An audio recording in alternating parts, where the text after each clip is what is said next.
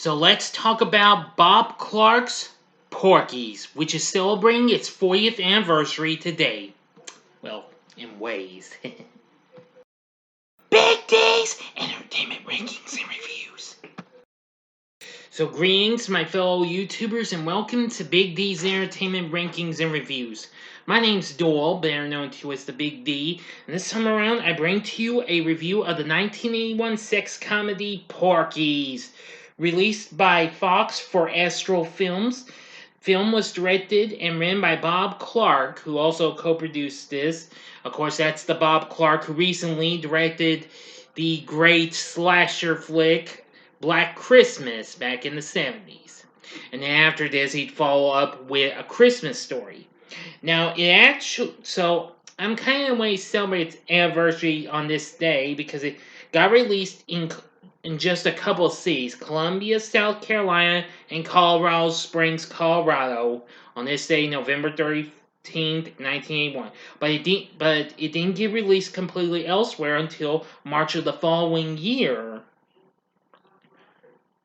Anyway, the film focuses on the escapades of teenagers in 1954 at the fictional Angel Beach High School in Florida.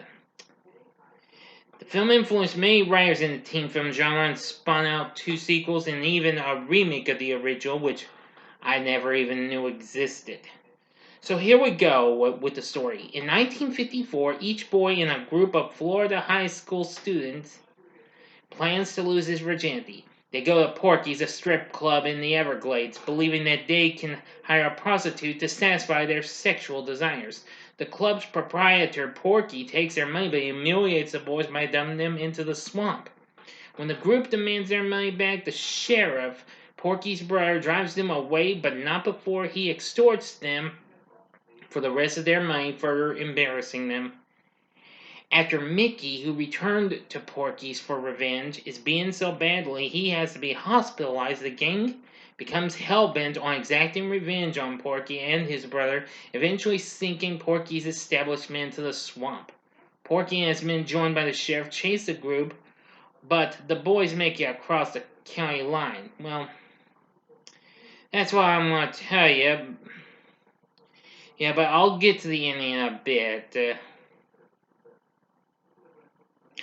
There's a subplot. In a subplot, the boys peep on co-ed students in the girls' locker room shower, and Tommy, Billy, and Pee-wee then see several girls showering. Pee-wee gives them away when he shouts at a heavier girl who has been blocking his view to move so he can see.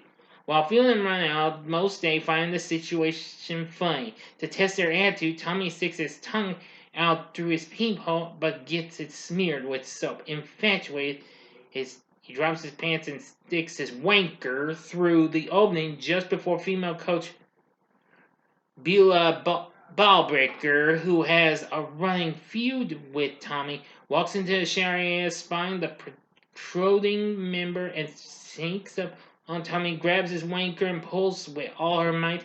Tommy pulls free and escapes.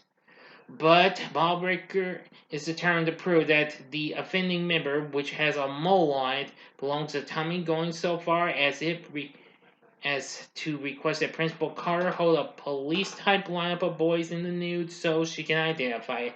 However, Carter balks at her request as the other basketball coaches laugh.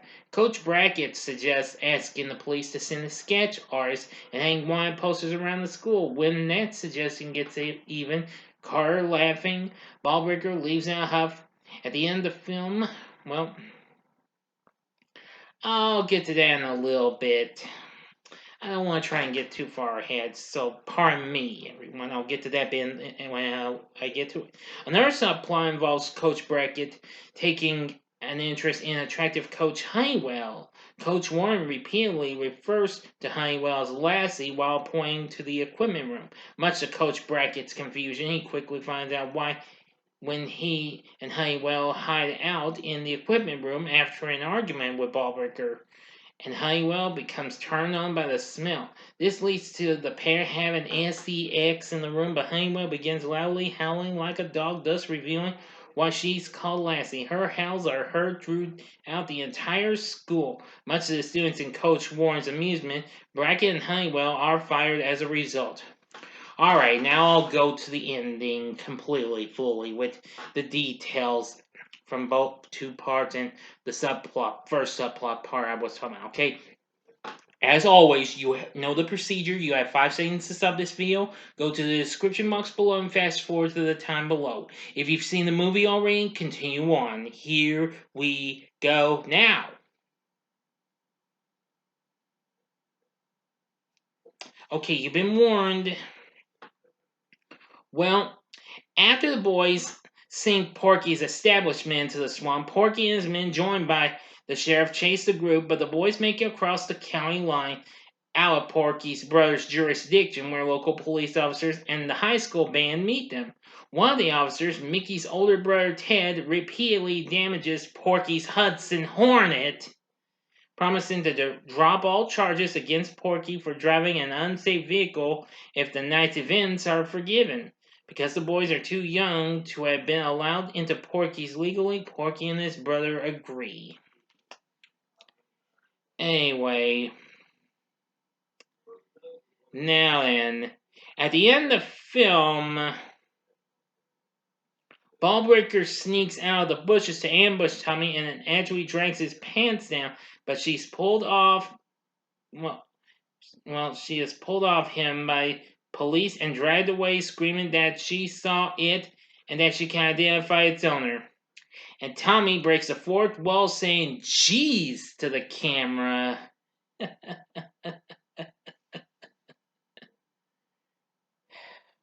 End of story, my friends.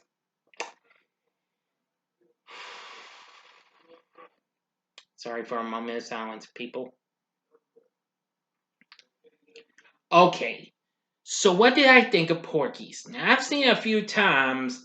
I gotta say, this is easily an outrageously funny flick. I mean, now, after having one big type of fun-filled crazy flick with a little SEX bits in it, like Animal House, which I have yet to review that. I will review that sooner or later.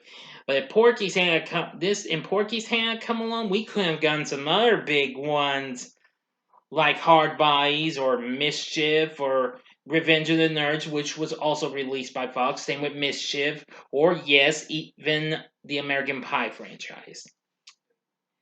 Yeah, Bob Clark's story's not too bad. It's pretty good. We do have a pretty good cast that includes Dan Monahan, who plays Pee Wee, who his real name's Edward Morris. Mark Harrier plays Billy McCarty. Wyatt Knight plays Tommy Turner. Roger Wilson plays Mickey Jarvis. Cyril O'Reilly plays Tim Cavanaugh. Let's see, we have Tony Daniels as Anthony Meat Tupperello, and Khaki Hunter as Wendy Williams. Now, for other members of this cast, we have Nancy Parsons as Coach Ballbreaker, future Sex and the City star Kim Cattrall as Miss Honeywell. Let's see, we have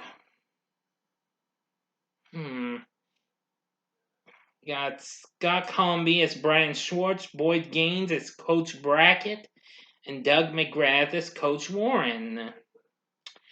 Other members of this cast include Chuck Mitchell as Porky.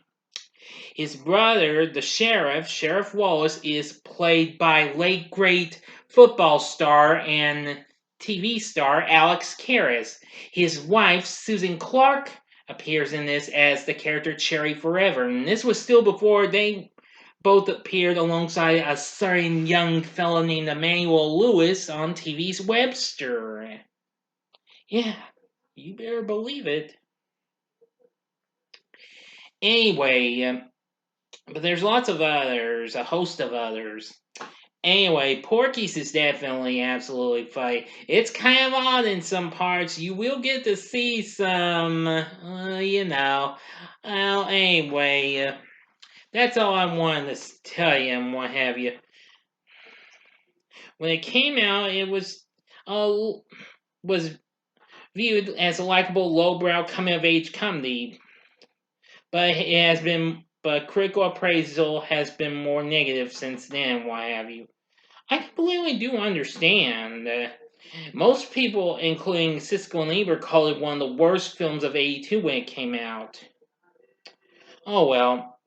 But nevertheless, the film still became a success. It went on to make 160 million worldwide, which included a reissue of the film.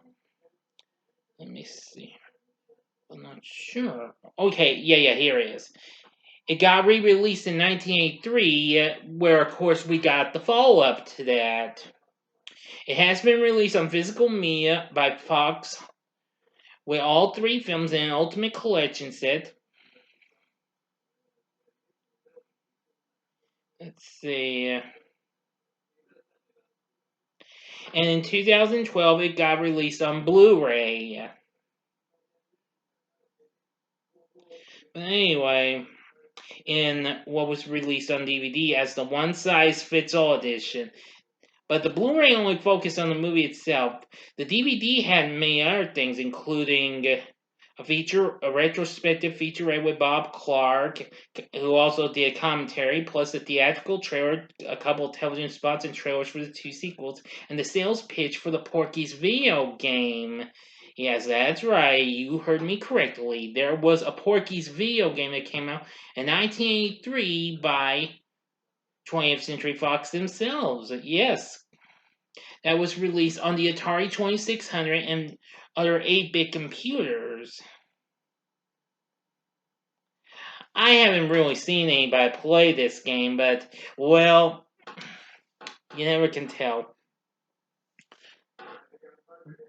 And the music from Paul Zaza and Carl Zittrer was reasonably good, but it also did have a lot of good music. You'll get to hear lots of classic tunes. Shoot, you even get to hear Hank Williams, Eugene Hart even. Anyway, still the film went on to become a success and what have you. And of course, 2 years later, got a sequel called Porky's 2 the next day, but it was poorly received by critics and was more commercially successful. But Bob Clark did not want to make another film. And then there was a third part, which was the worst received of the trilogy, Porky's Revenge. And then there was a I think it was direct to video, could be, I don't know, called Porky's Pimpin' Pee-wee, but anyway, but I never knew that existed, so, or to the wise, stick with the originals. So in the end, with a pretty good story, a good cast, some good tunes, and well, lots of craziness. Would I recommend Porky's? I would say, I don't know. I'd probably say maybe give it a one-time watch. Okay? If you're into those comedies like Animal House or Revenge of the Nerds or Hard Bodies or Mischief or even American Pie, I'd say give it a try if you never heard of it. The film's actually available on Amazon Prime. I'm not sure for how long, but it's still there. And if you can find it on physical media, check it out. But as for the sequels, well, I'll explain when I get to them, okay? So let me know what your thoughts are on Porky's in the comments section below. If you like this video, click the like button, subscribe to my channel, and be a part of the Big D Nation. Join me next time when I bring to you a spoiler-free review of a film that's really got a lot of hate, and it's the brand new Home Sweet Home Alone. Anyway, thank you for watching, and if you like this, you may want to consider check out, well, my reviews for these other two flicks I was just talking about. In the upper left-hand corner is my review of Revenge of the Nerds, which was also released by Fox. Or if you'd like, go to the upper right-hand corner and see my review of Mischief from 1985, also from Fox. Or go to the bottom left-hand corner and see my review of the original Black Christmas, which Bob Clark also directed. But this was long before Porky's came out. And the bottom right-hand corner is the button you can click to subscribe. If you like rankings and reviews on movies, TV, music, video games, etc., then I'm your guy. Thank you for watching. Until next time, I'm the Big D saying, see ya.